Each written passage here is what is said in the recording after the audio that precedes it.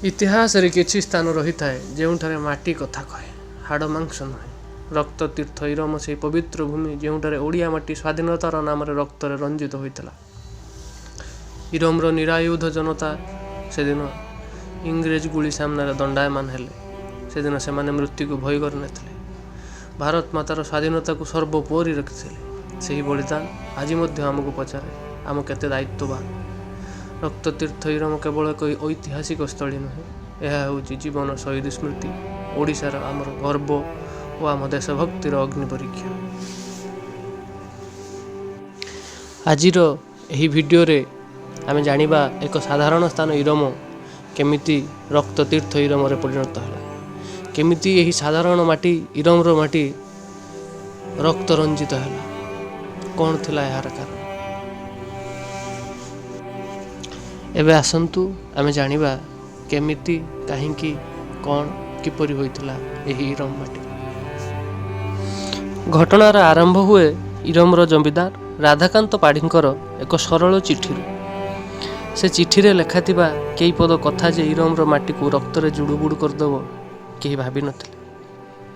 पढ़ुआरे थिबा कचेरी लुट बाबद रे राधाकांत पाढ़ी चिठीटी लिखि थांती डीएसपी कुंज बिहारी महांती।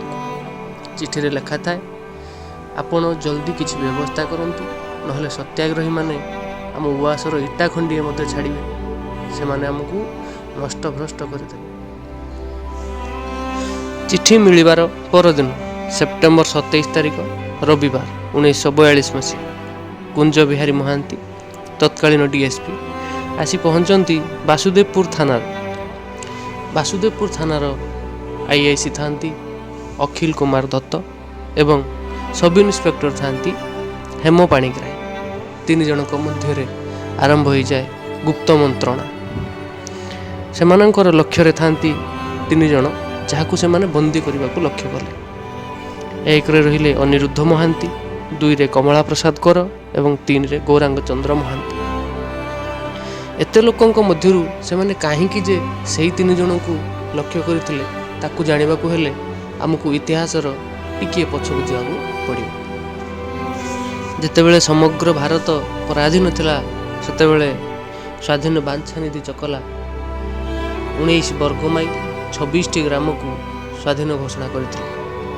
सेतेबेले सेमानंकर निजर राष्ट्रपति थिले, निजर प्रधानमंत्री थिले, न्यायाधीश थिले, निजर जेल मध्य थिले।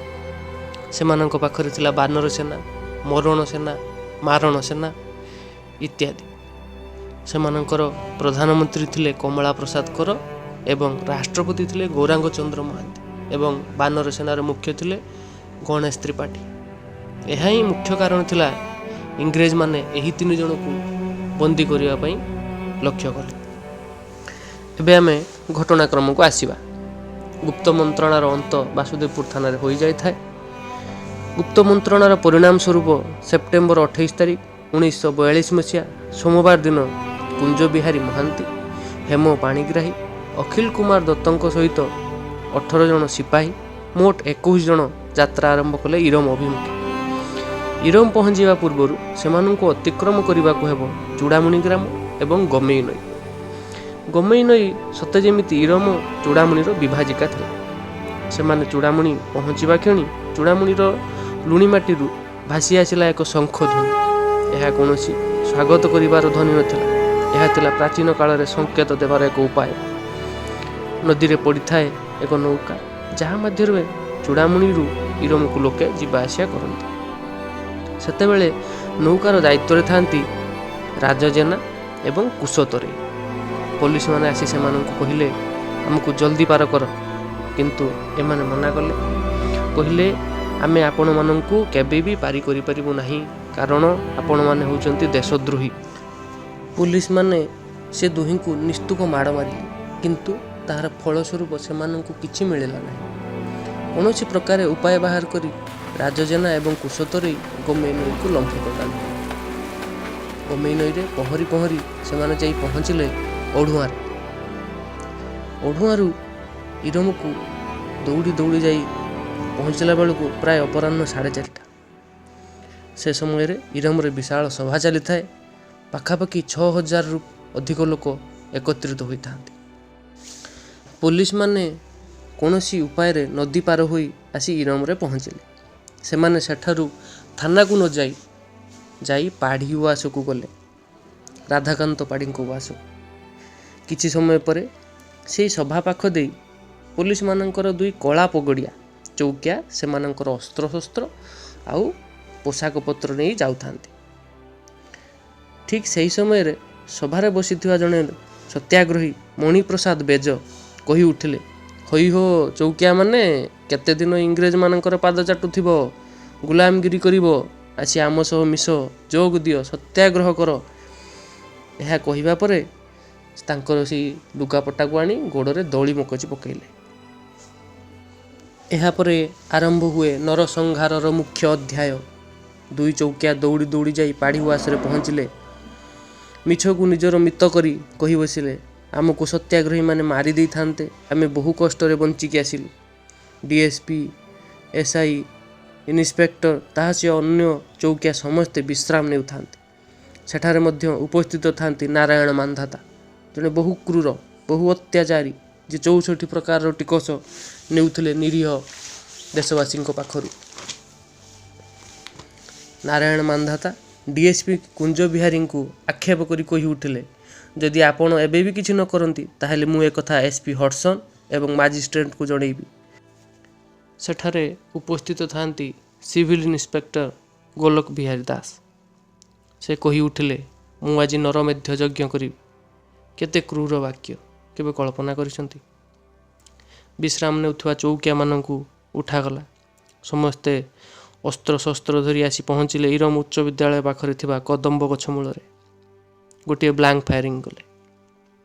सभारे थिबा मुख्य सभापति कमला प्रसाद कर, जे कि सेदिन सभार सभापतित्व करुथिले, तांकु लोक माने नै बांछानिध महांती घरे पुरई बाहर पुटु चाबी पकईदेले।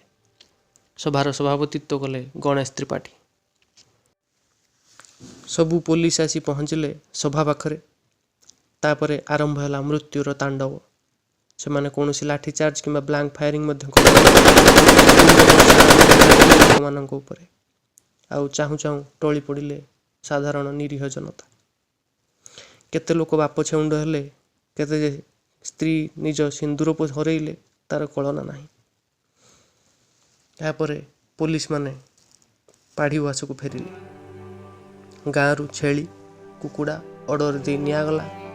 भोजीर आयोजन हैला, नाच गीतर प्रोग्राम हैला, आ से माने मनोरंजन कले। ता परदिन सकाळ 1942 मसीहा सेप्टेम्बर मास 29 तारिख मंगलवार इरमरे कहा आखिर जे लुह नथिला केही कहि परिबे ना। पड़ी रही थाए 28टी सब। गोटे गछ मूलरे सबगुड़ी को थाक करी भाड़ी मारी रखागला। दीर्घ 2 दिन पर भद्रकरू डाक्तर जगन्नाथ दास पोस्टमार्टम करने आसिले। 28टी सबरो पोस्टमार्टम हैला। से गछटारू किछि दूर रे गात खोली से सबगुड़ी को पोती दिगला एवं 28टी दीप लगे आउ कंटा बाड़ घेरी इंग्रेज माने सेठारू चलीगले। सेठारे लिखाला स्वाधीनता संग्राम इतिहास रे रक्ततीर्थ इरमर अबुला रक्त रंजित इतिहास। आउ गोटे कथा बहुत लोक आश्चर्य होते जे इरम इतिहास रे तो 29टी शहीदकर ना अच्छी, मु 28 कहीं कहूँ। आउ जड़े संग्रामी थिले माग महालिक, तांको पेटरे गुली बाजी तांको अंतपुजला बाहर को बाहरी पड़ी था। तांको सही अवस्था रे कौनसी चिकित्सा न करी पुलिस माने नहीं जेल रे रखिले। जेल रु नियागला तांको चिकित्सा पई। केते दिन पर तार किसी ठीक ठिकाना ना। सेठारे डाक्तर माने मना कले तांको आमे बंचई पारिबे। सेठारे से निजर प्राण त्याग कले। तांको लगे टोटाल 29 जनकर ना सेठी लिखा जाइए। लोक माने कहती प्राय 85 रु अधिक लोक मरीथिले, आम आम आखिरे देखीचु। किंतु पुलिस को भय रे लोक माने राति रे निजर आत्मीय स्वजन मृतदेह घर को नहीं गले। से ବୋଧେ ଏହି ସଂଗ୍ରାମର ମାଟି ରକ୍ତରଞ୍ଜିତ ରକ୍ତତୀର୍ଥ ପାଇଁ ଉତ୍କଳମଣି ଗୋପବନ୍ଧୁ ଦାସ କହିଥିଲେ, ଦେଶ ଜାତି ପ୍ରୀତି ସରସ୍ୱତୀ ନଦୀ ବହୁଛି ଇରମେ ଶତମାର୍ଗ ଭେଦି। ଅନନ୍ତ ସଲିଳ ଏସାରା ଭାରତେ ଜାତୀୟତା ଧରେ ବହିବ ନିରତେ। ଦେଶାତ୍ମବୋଧର ଚାରୁ ଗନ୍ତାଘର ଇରମ ସୁରମ୍ୟ ଜାତୀୟ ନଗର। ଇରମ ସୁରମ୍ୟ ଜାତୀୟ ନଗର। ଇରମ ସୁରମ୍ୟ ଜାତୀୟ